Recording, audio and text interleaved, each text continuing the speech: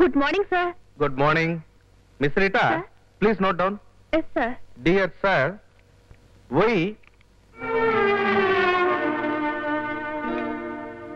Miss Rita, ఇది office అనుకున్నావా, fashion period అనుకున్నావా?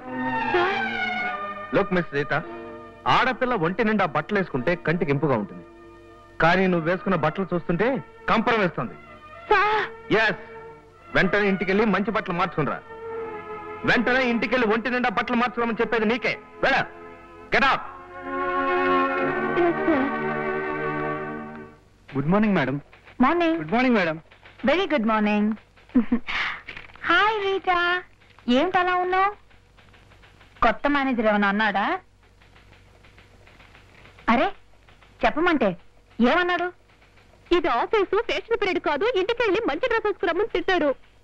I see. పవర్లోకి రాగానే మాటలు పెరిగాయన్నమాట. చెప్తాను, ఇప్పుడే మంచి గుణపాఠం చెప్తాను. నాతో రా. మేడం రమ్మంటే కమాన్ అయితే. Okay sir, we will deliver 1 lakh cottons by end of this month, sir. Okay sir, thank you. Sir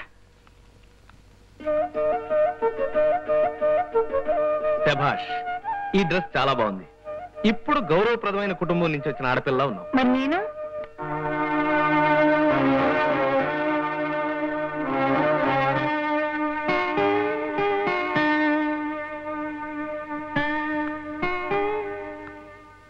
నేనెలా కనిపిస్తున్నాను?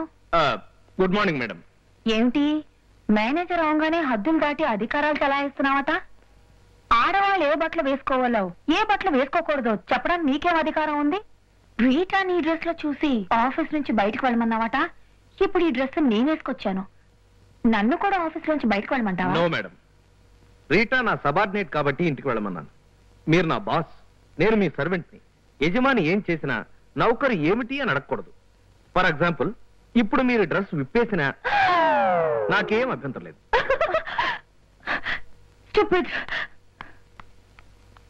తమ్మలక్కడి జిల్లి.